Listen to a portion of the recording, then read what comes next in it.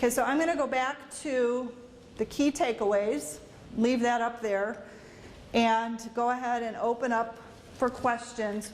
We don't have a microphone for people asking questions, so I will do my best to repeat the questions. And again, if anybody doesn't want to ask it out loud and wants to write it on one of these pink cards, you're welcome to do that too. Yes, sir. What are the plans for those individuals that are not capable to work in the community? Those that need constant extra care, they're not community, they're physically unable. Yes. Obviously, you're not closing the AACs, but in the future, it may come to be. Well, right. So the question is, what about individuals who are just not capable of working in the community, who need a greater level of supervision like what is provided currently in the centers? That's a question that we get a lot. And I can tell you that, as I said, there will always be a need for facility-based programming for some people, for at least some people. And so going forward, I do envision that that type of service will still exist for people. And then I also just want to stress that as we're going through our plans in the near future, like I had indicated, there were people who had self-identified as wanting to work. I mean, we've got our hands full working with the people who want to be out in the community, the people who want to work. And I think it's going to be a number of years before that question is even on the table. But I do believe that, that there will always be a facility-based program for them. Okay, the question is, why are boards choosing to be support administrators rather than service providers? It's a complicated issue, but the way I can best describe it is we of course have a local property tax levy, and when we authorize Medicaid waiver services for individuals, the support administrator is actually controlling the spending of those local levy dollars, because we use those local levy dollars to match the federal Medicaid share. And so the support administrator, because of that authorizing function, really does control our local funding. And were we to give up that function to another entity, we would in effect lose control over our own levy money that you all have and others have voted for us to have available to support people. The question is, would the providers be for profit? There is a mix. There are some providers right now of day services who are for-profit agencies, but there are many that are not for profit. In fact, I don't know the breakdown, but I would say there are more that are not for profit than are for profit. But that is, or could be, an important consideration for you, and it's something that you can easily find out or easily ask. The question is, if we're still allocating funding, are we still as involved?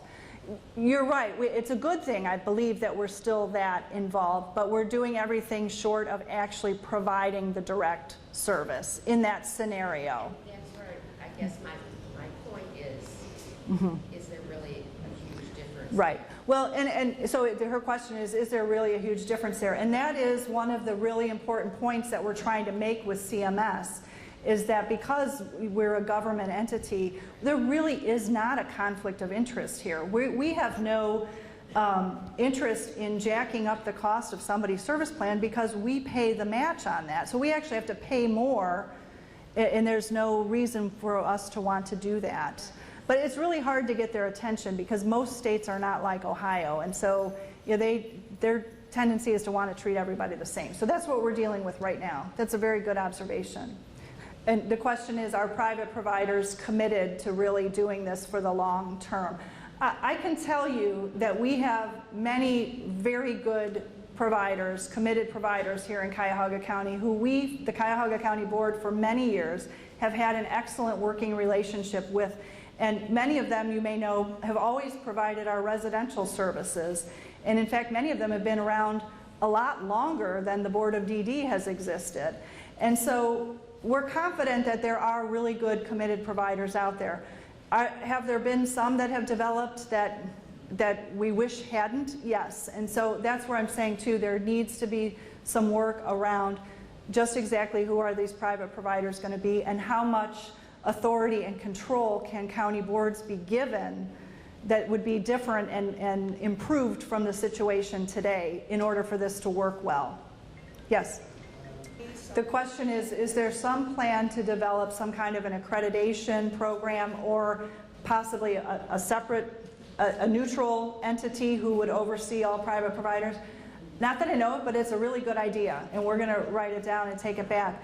One thing that the superintendents have been saying, in addition to saying that yes, we would, if forced to, we would choose that support administration role. However, we feel very strongly that we at the county board level need greater authority over private providers than we have today in the future in order for this to be successful. But I also like the idea of some kind of accreditation, and the uniformity is sometimes very hard to achieve. Right, well, so a couple things. Your one question, could another government agency take over the operation? I don't know the answer to that. I will tell you, if it becomes necessary, if we think that this is going to become necessary for us to phase out, we will look at every and all option for doing whatever would be the least disruptive and best for people. And so, you know, we could take a look at that option. I don't know the answer to that question right now. But again, I would stress that going forward, you know, we're not saying that it's okay that we stop being a provider and that everybody is served by these providers in these scenarios that you're describing. That has to get better, and that's one of the things that we would have to make a priority to create a better funding mechanism that rewards them differently for doing better things, possibly this accreditation idea, greater oversight by the county boards, all those things together with the intent of creating better private provider options for people. She asked, why not allow consumers to rate on a 5-star basis like Amazon does? I always say if I had $1 for every time somebody asked me that question, I'd be rich. But we do have in the works, it's going to take a while, but we are working on a provider rating system that would be a tool that parents could use when they're looking for providers. They could review other people, other customers' reviews of providers, but you would also have the opportunity to go in and rate your own experience. And it is just that. It's a 5-star rating system on, I think, 4 or 5 different areas, and then there's a free, you know, a box for just writing your comment. And we're very excited about this. We're going to be doing some piloting on a kind of a small scale before we roll it out to the whole state. But it is something that we're working on that I think you're all going to see before too long. Thank you. Well, Flo's question is, or comment is, that private providers pay their workers so low. And that really is a problem in this field. And you know, if any of you ever have the opportunity to speak to your state legislatures, that is an issue. Even now, if your son or daughter attends our centers, it really is an issue for a lot of people. Well, that's what I've been trying to say. Does CMS realize we're a government entity? I think part of the problem is CMS, they're governing all 50 states' Medicaid programs, and so their tendency is to want to treat everybody the same, and maybe they don't realize the extent that Ohio is different, and we've got this large county board system providing service, and that we believe there really is not a conflict of interest. And that's one of the points we're really trying to make with them. The role of the legal guardian, there's been a lot of talk about legal guardian, and I would say we absolutely respect legal guardians' wishes. We do from time to time, in all honesty, run into situations where an individual with a disability wants one thing and their legal guardian wants another. And that can be a very difficult situation for the support administrator to work through. We do provide them training on how to do that, but you know, we really, unless there's an extreme health and safety risk, or not even extreme, serious health and safety risk, you know, we really want to respect individual adults' wishes, but we do understand that the legal guardian has a say too, but that can be a difficult situation. Right? Who makes up the CMS and how do they decide what is best for our children? That's an excellent question. CMS is just a federal level administrative agency. It's under the authority of the U.S. Department of Health and Human Services. And so it's just an administrative agency. And there again, this is one of the sort of arguments that we're using, that you're just an administrative agency, you make the rule, you can change the rule. And so let's change the rule. As far as what gives them the right, it does, I agree with you, it feels like there's a faceless bureaucrat in Washington making big decisions that they don't know your personal stories. And it does certainly feel like that. Well, that's exactly what we're describing, that we've got this project on a very small scale that needs to be expanded.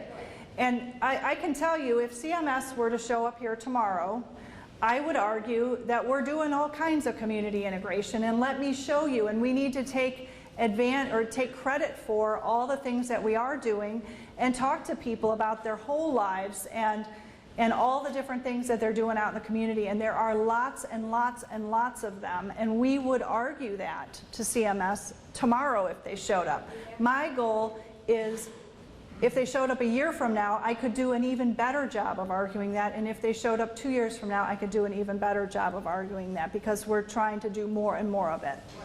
Well, not actually a job. The question is, if your son or daughter is looking for a provider to assist with finding a job, if your son or daughter is enrolled on a Medicaid waiver, they have the right to what's called free choice of provider. It's a very important Medicaid rule, and it actually is another one of the arguments we're using with CMS, because they're taking away one of those choices. However, we use a referral tool that we put a profile out of individuals. It doesn't have a lot of information, but yeah, it's a way for a provider to say, yeah, I think I would be interested in working with you. I think I have the capacity to work with you. But it really is your choice, or your son or daughter's choice, of which provider they want to work with. It just narrows down the pool of providers. That's an important question. His question is, Cuyahoga is usually a leader when it comes to being progressive and doing things that maybe some smaller counties with lesser resources can't do. And so where are all the other counties at? Because if we were to be reviewed by CMS, they would look at the state as a whole. And that is somewhat of a concern. I think if they came to Cuyahoga County, like I said, if they came here tomorrow, I think I have a lot of really good things I can show them, a lot of good data, a lot of good stories, and I could defend what we're doing. If they go to a smaller county, a lot of the smaller counties have not really made as great of strides as we have with community employment already to this point, with creating some different kinds of day program opportunities using private providers that we have. And so that could be a concern. We're viewed as one state when it comes to this Medicaid stuff. It feels like we're disturbing the whole system because a few people might like to have a job. It does feel that way. And again, this woman's comment about CMS, it does feel like there's bureaucrats in Washington making big decisions and big swings in how we do things. And hopefully what I was trying to convey tonight, again, we're in the very early stages. We're not doing anything majorly different than we have been. And we are focusing on people right now who have identified that either they want to work or they want to spend more time in the community. And there are those people out there. And I understand there might be a lot of people who don't want to do those things, and that is fine. That's what I'm trying to, or who can't. And I'm saying that's fine. We've got our work cut out for us just with all of these people who have said that they would like to do that. We've got lots of challenges there. Yes, we'll go down the road. Thank you, Rita. She said she hopes we do more of just, coming up with some community activities. And Rita is someone who's very involved at Southwest AAC in getting a small group of people out. You go to a coffee shop, right, and you do a reading club. So 2 comments just to summarize. She said there's some systems change that has to occur, specifically in the schools, that there needs to be some improvement there in how we train people as they're growing up to be prepared for jobs or be prepared to be out in the community, and also that we need to make sure our potential employers are trained in some sensitivity to the needs of people with disabilities, correct? Right, and her comment is that all people with disabilities are different and have different needs, and that speaks to where I'm saying we are interested in putting in the time person by person and really figuring out what each and every person is capable of and what's important to them. The question is, does any of this also affect residential? And that's an excellent question, because the answer is yes. This notion of community integration, if waiver funding is used, it does apply to residential settings. Now, most of our residential settings that are waiver funded are very small. They're out in the community, and so it's not necessarily as high on the radar, but yes, it is true. Yes, as I said, I'm very committed to keeping you up to date, and so as soon as I have more information or definitive information, I will get it out to you, and we'll schedule meetings as needed to have further discussion. Yes. Okay, the question is about the state budget and to what extent would this have an impact on all this that we talked about tonight. I have to say, this is not a state budget issue. These are federal rules that are potentially impacting us. However, throughout the state budget testimony process, those state legislatures heard from hundreds, maybe thousands of parents in a variety of different ways over a variety of related issues, all having to do with, why are you taking away my choices? I thought it was important that I have as many choices as possible. It seems like you're taking them away. And so the state legislature did insert language into the state budget. It doesn't have any money associated with it. It's just a few statements about the protection of sheltered workshop model going forward. And I don't know exactly what it says, but something to that effect. Now, as I said, this is a federal issue, so it likely will not have a huge impact, but it's better to have them saying something like that than not. So it's not a bad thing that they put it in there, certainly, and it could potentially help to get the attention of the U.S. representatives. Thank you, everybody. Thank you for coming.